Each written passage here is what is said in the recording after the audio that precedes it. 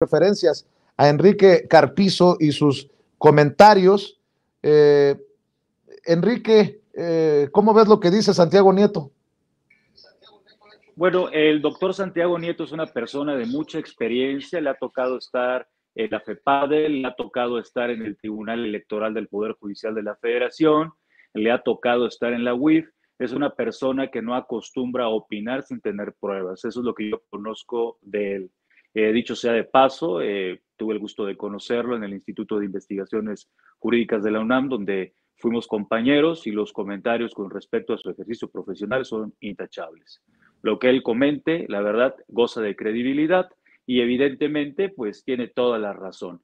No hay forma. Cuando alguien usa las redes sociales para empañar la integridad de alguien sin que acuda a las instancias administrativas o judiciales de por medio para poder hacer las denuncias que correspondan, pues son simple patadas de ahogados. Están desesperados, como dice, esa es la palabra, están desesperados por mantener privilegios en el poder y mantener su impunidad. Espero y esto ya se acabe. Es una verdadera tristeza que sigamos de esa forma y que el país se siga haciendo añicos y sobre todo que sigan manipulando a la gente con mentiras.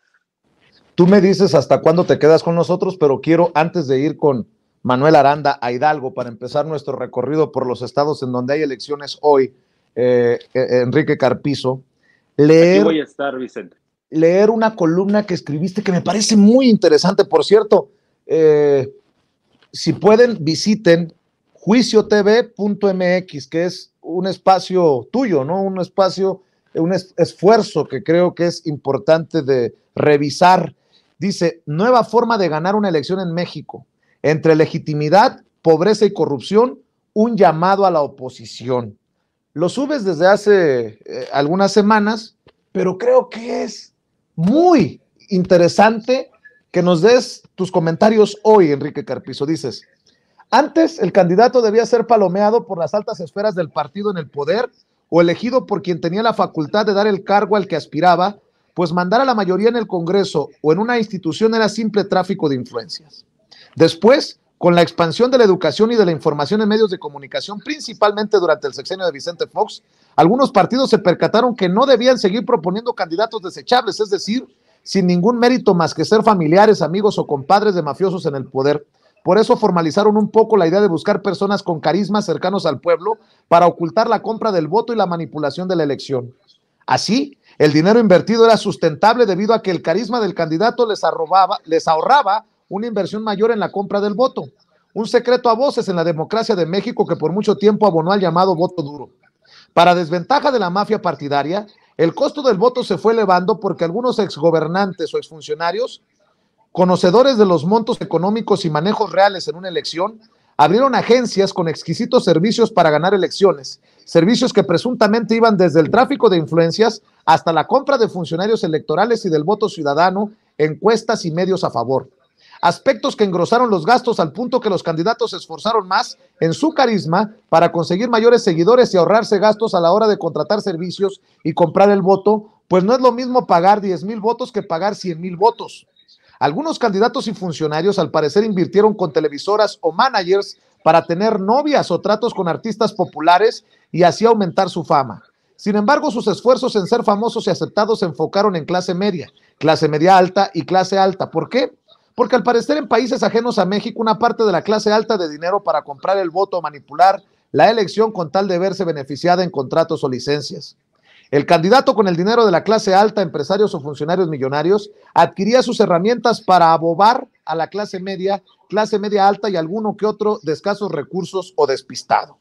Lo anterior debido a que en países tercermundistas existen personas que aún se dejan cautivar por candidatos que se dan una vida de lujo a través de autos, mansiones, mujeres u hombres, entrevistas o fama de ser hábil, es decir, corrupto para arreglar las cosas, etc. De esa manera las elecciones caminaban muy bien. La clase media y clase media alta comprendía que si la clase alta apoya a Pedro, ellos debían hacer lo mismo para no quedarse sin trabajo, pues si llega Luis, que no es el favorito del empresario o funcionario millonario, la empresa o el negocio se acababa y quedaban sin empleo. Si nos damos cuenta, tanto la clase media y la clase media alta como la clase alta eran beneficiados directos o indirectos por el partido funcionario en el poder. pero se olvidaron de la clase pobre, se olvidaron que México es un país con más de 60 millones de pobres que como ciudadanos también votan o pueden votar. López Obrador se fijó en los pobres y ganó la confianza de la gente con menor ingreso, sin desdeño de algunos ricos. Por eso triunfó en la elección presidencial después de muchos años de hablarle al oído a los pobres. Y lo peor para la oposición no es que AMLO haya ganado, sino que al parecer no se ha perdido del todo en el poder y con el dinero público. ¿A qué me refiero? A que las mieles del poder no le han hecho olvidarse de millones de pobres mexicanos y algunos le ha dado una pensión, apoyo, recurso que nunca habían tenido. Los políticos de ayer jamás pensaron que alguien se fuera a resistir al dinero y al poder para ocuparse de los olvidados en México, ni siquiera que alguien intentara pagar la deuda externa con tanta franqueza. Por eso, esa gente invisible que arruina los paisajes de Santa Fe, Ciudad de México o inunda el centro histórico de la capital del país, sigue al pie del cañón con AMLO. López Obrador se ocupa de los pobres y cada día les aumenta los apoyos, y si antes los mafiosos tenían que invertir 500 o 700 millones de pesos en la manipulación del voto para ganar una elección estatal, ahora deberán invertir el cuádruple, aspecto que no está siendo redituable. Los apoyos económicos a jóvenes, adultos mayores, desempleados, madres solteras, etcétera, son contundentes, y eso que solo se está haciendo lo que se debió hacer desde hace mucho tiempo. Ahora mi pregunta a la oposición es, ¿cómo piensan hacer para competir contra Morena o AMLO? Hoy las elecciones siguen siendo no de convicción por el mejor, sino de dinero, pero mucho más dinero. Y antes de responder mi pregunta, primero analicen algunas otras cosas, tales como, 1, la oposición está en manos de varios responsables de la debacle del país, y eso les perjudica y es muy difícil de cambiar gracias a la corrupción interna. 2, la oposición está económicamente quebrada y muchos empresarios no quieren saber de ustedes.